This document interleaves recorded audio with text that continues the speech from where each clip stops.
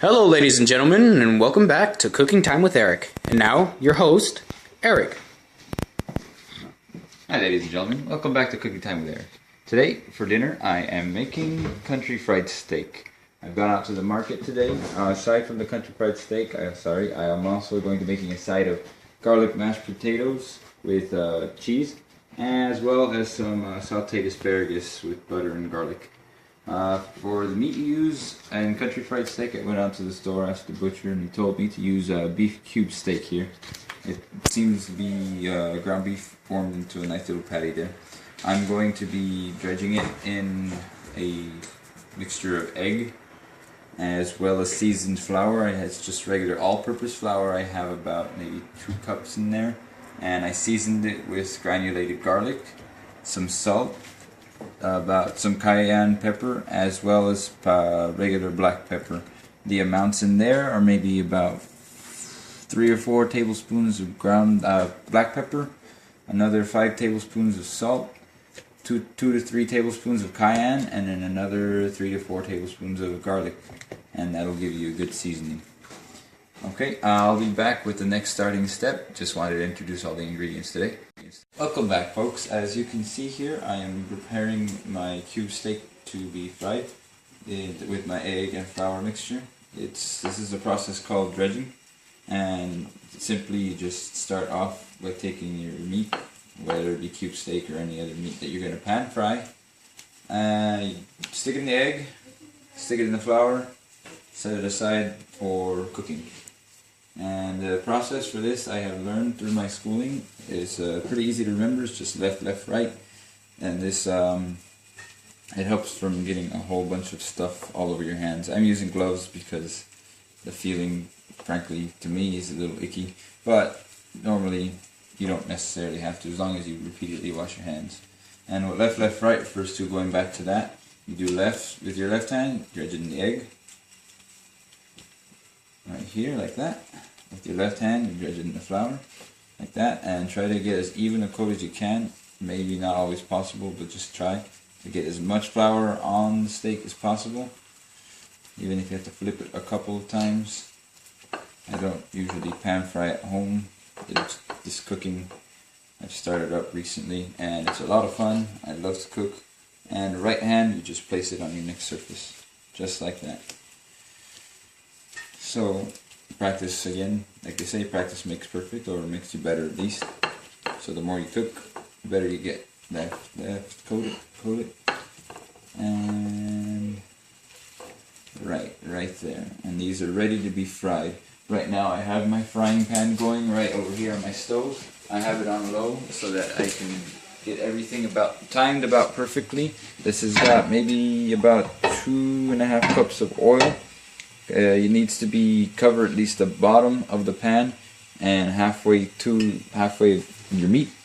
I also have my potatoes cooking over here. You want to boil those until they're extremely soft, and then when you're done, you use your potato masher or whatever tool you like to use. I really like my potato masher; it works me well. But there's all sorts of different types of tools you can use to mash potatoes. What I didn't mention earlier about my potatoes, aside from the cheese, I also have about 2.5 cups of milk. If you're allergic to dairy, water is fine as well. You can use maybe like stock, chicken stock, beef stock, whatever you prefer. And that works as well. I also have seasonings right here. This is a mixture of granulated garlic, pepper, and salt.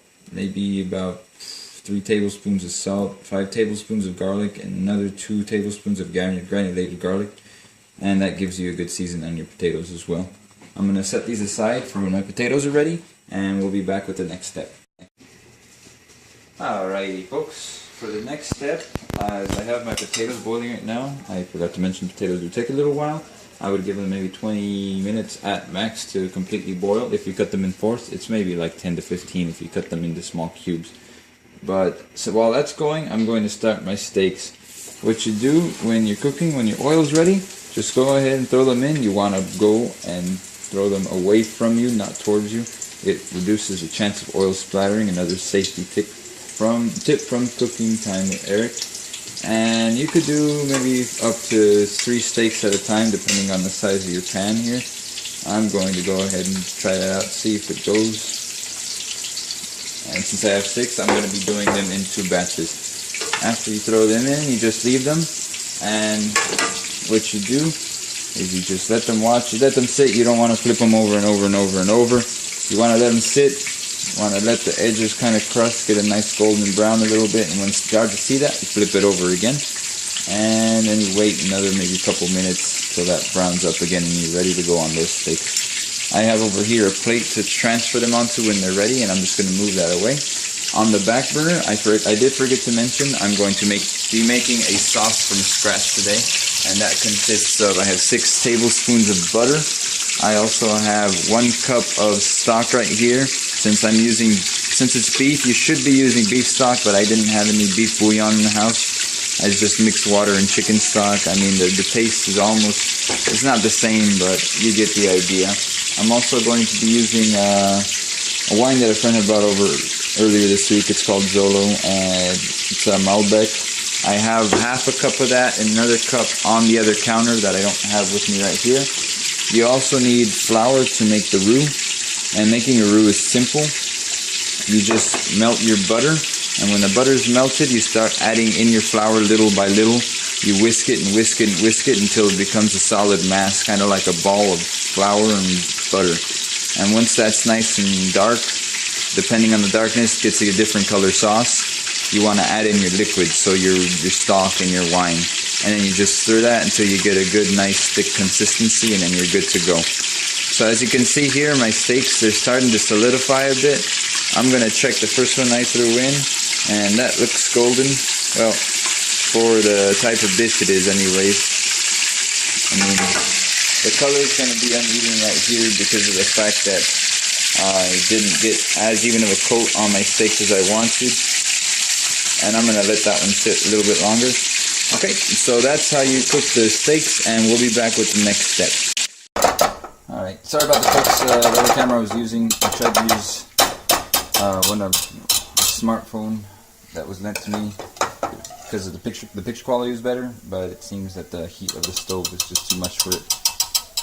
I've gone back to our original camera, which is the tablet. As I was saying, I liquid little by little. As you can see, it's got a very pasty consistency.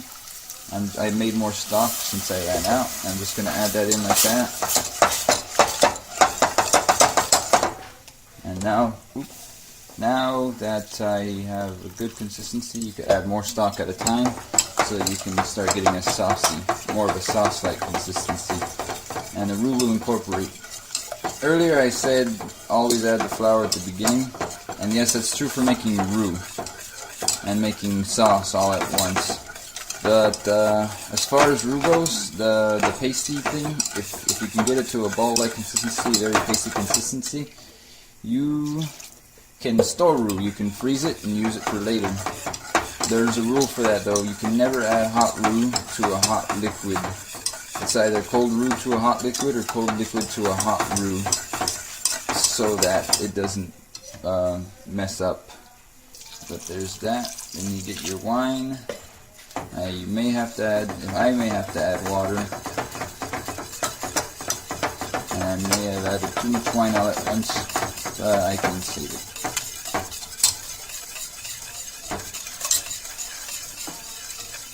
Now I have a burgundy sauce. Let's taste it for flavor. You can add seasonings as you wish.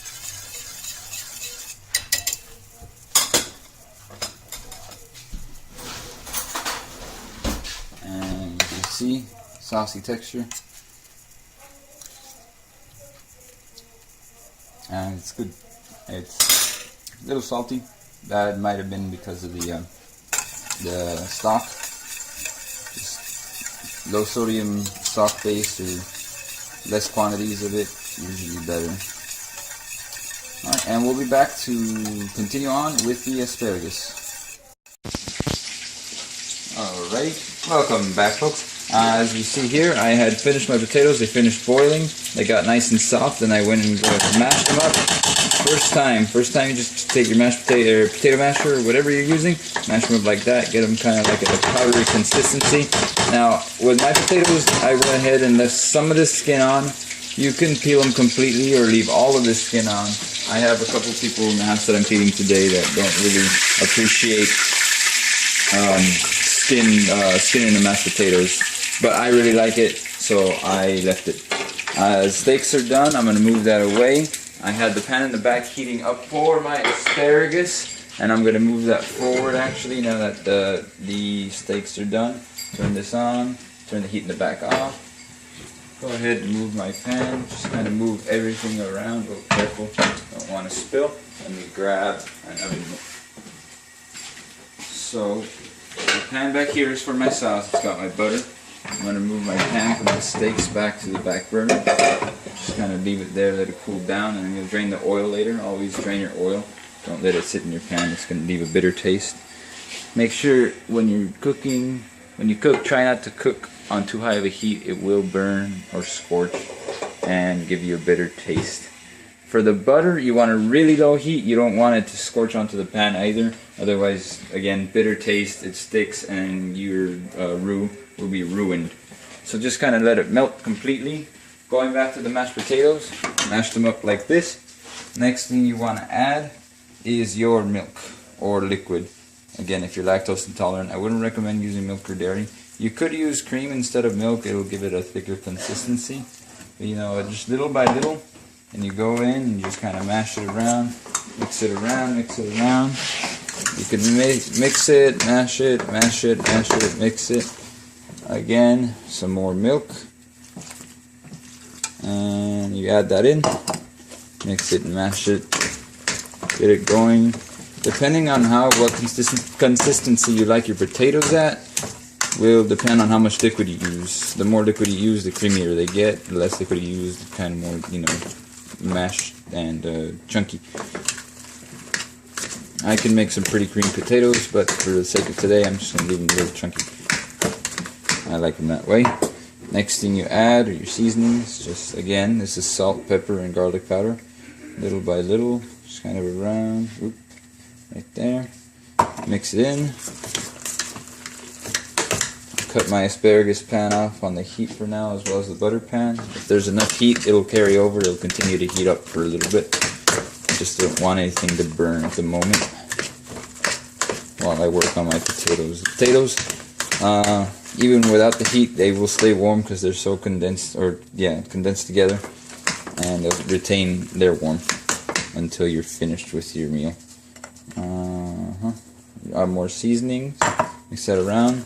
Let me grab a spoon and taste the potatoes, see what they're like right now. Always taste your food to make sure it's right on season. You can always add more. And always do little by little, because you could always add, never take away, as far as food goes. This tastes pretty good. I'll just add the rest of the seasonings in. Probably the rest of the milk in as well. Get it a little bit more creamier. And my cheese. I'm adding just cheese today. If you really like meat, if you're a big proponent of meat, and I am, but I'm just going to omit it today. You could add bacon bits, either store-bought or homemade. Easy to make at home. Just cut up bacon into small dice. Heat up a pan with oil, cook it off, and you're ready to go. Got your homemade bacon bits, and they're really good. Better fresh than store-bought, but store-bought's not bad either. It's more for convenience. Just cheese. I like a lot of cheese. I have again about 2 cups of cheese in there, maybe less. Didn't have too many potatoes. So just like that, you know, incorporate it as well as you can. It does get a little bit tough, but you know, good exercise. Alright folks, and these are the potatoes ready to go. We'll be back with the next step shortly. Over there. Alright, welcome back folks. We're going to start on the roux and sauce, as well as the asparagus. Right now I'm going to turn my heat back on for my butter on the sauce. Really low, because my butter is completely melted. And over here we have our asparagus as well.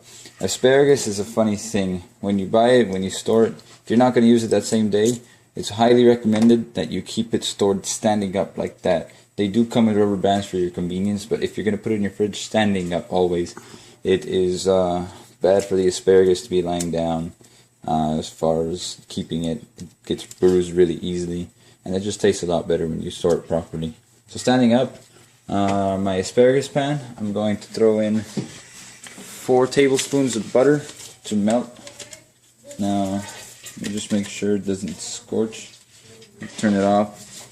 Always add butter cold first and then warm up. And now I made the kind of mistake of not doing that, but it's okay, the pan wasn't too hot and it's a lot of butter. So just let that melt. I turned the heat off. The heat will carry over again. It won't continue to heat up and it will melt my butter nicely. Now over here I have my butter melting for my sauce. As you can see, it's completely melted there. Thank you to my cameraman for the wonderful help. But it's alright just to leave it melt. It'll melt completely, create a small pool of butter, which I could just add my asparagus into shortly. So I have melted butter here. And after that, let me grab my whisk. Longer whisk, I like this one a lot better. It's easier for the job. So like that, you start adding your flour little by little. You don't want to add too much at a time, otherwise you get one big lump. So little by little, and as you add it in little by little, just kind of whisk it around. And it's easier if I use both hands. Sorry if I'm blocking. So whoop, there you go. Add it in, whisk it in, whisk it in, whisk it in. Just like that. And as you can see, it's starting to get creamy in there. If the camera gets at the right angle, you can see it's kind of like a creamy consistency now. Almost like a cream of broccoli, but it's more like paste. Just add more in, and again, you want your heat to be really low. I'm going to turn it up a little bit more because I've already added my flour in. So very low on the heat, and just add it in. And the thing about roux is you want to add all your flour in at the beginning, because if you add it after you add the liquid, you're going to get clumps of flour in there. And it's going to be powdery at some points, and that's no good. It just feels bad in your mouth. So always make sure you have all the flour that you want and add it all in the beginning step right here after the butter is melted. The definition of roux is simply a fat and flour mixed together to create a paste. Just keep whisking. My heat is off over here on my vegetables. I'm going to hold off on the asparagus till I'm done with my sauce, so that none of these burn. And just keep whisking. My cameraman will do me the favor of whisking. I'm going to go grab more flour. It seems I need to. That was half a cup of flour added in there, but it seems that I need more.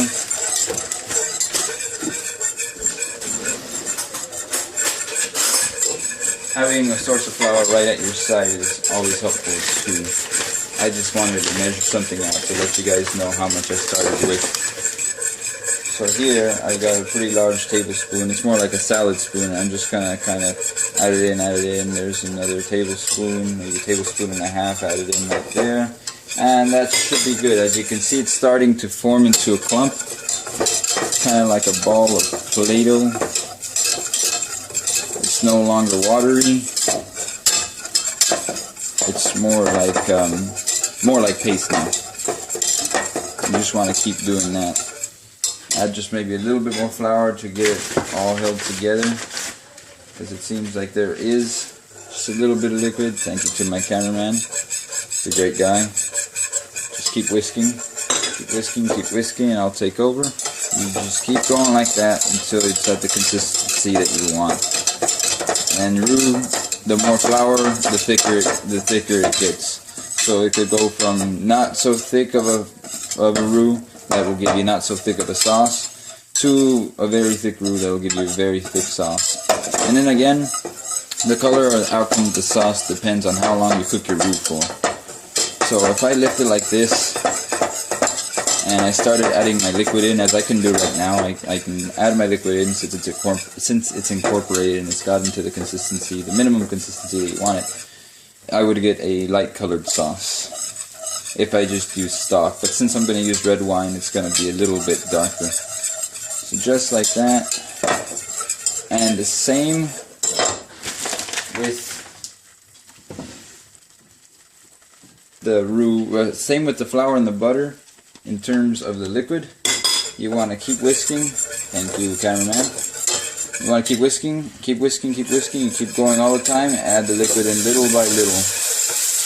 You don't want to add it all at once because then it might not incorporate correctly. There you go. And I got this. Thank you, cameraman. Just a little bit at a time, a little bit at a time. At school, when I would do this, we would do it in teams. And it's a lot easier when you got somebody to help you. When you're at home, you don't necessarily need someone since you're not cooking for mass quantities as you would in a restaurant. But you want to add a little more than that. There you go. I want to get at least some liquid at the bottom. And there you go. See, there's that kind of ball consistency that you wanted. It's clumped up like that. Add all the rest of the liquid. It's not much left, and you're good to go. Just keep whisking, keep whisking. Alright, welcome back, folks. I have gone and heated up my pan again with the butter. This is for the asparagus.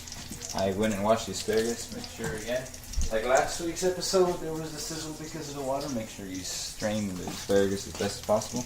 Test your oil, your liquid, your fat, whatever you're using to cook. I'm using the unsalted butter. I like to use unsalted butter because it helps a lot with seasoning. If I season something too much and use salted butter, then you got a lot of salt on your hands and it's going to be a bit unbearable. But as you can see, the butter seems to have heated up just a bit. Throw one in. Looks like it's not quite ready.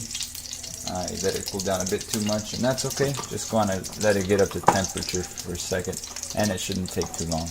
Just kind of set this aside. Again, I'm going to be making garlic asparagus.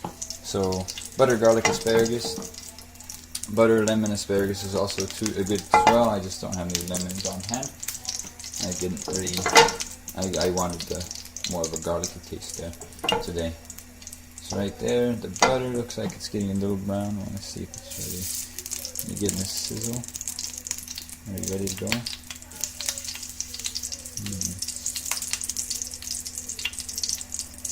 Well, either way, I'm going to throw my asparagus in. There are 6 of us tonight, so start with maybe half a bunch.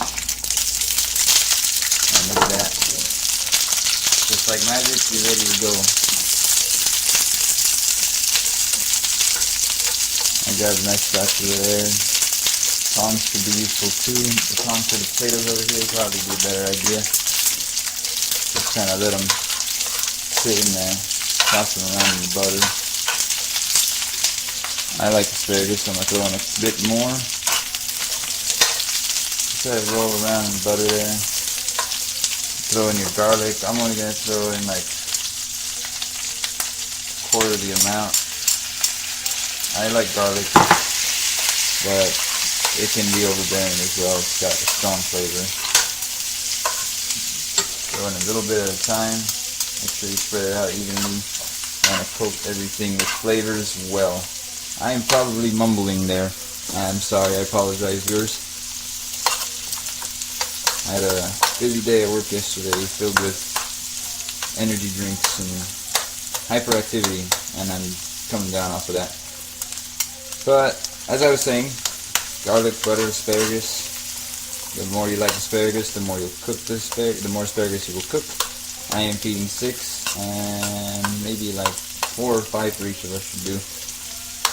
And this looks like a good amount.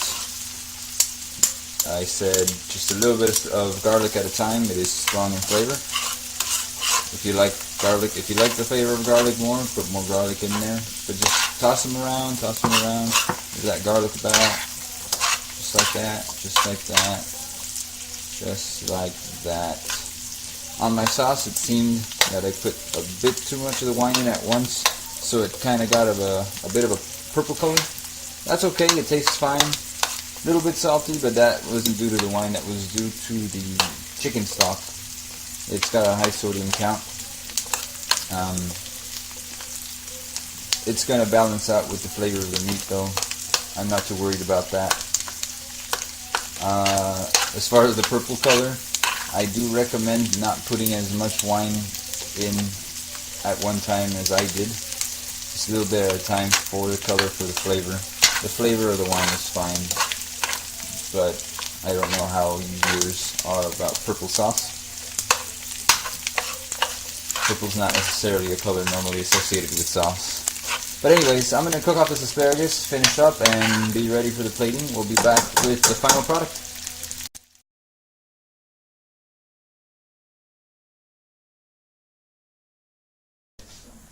Alright, ladies and gentlemen, and here's the finished dish. It's country fried steak with mashed potatoes and garlic asparagus.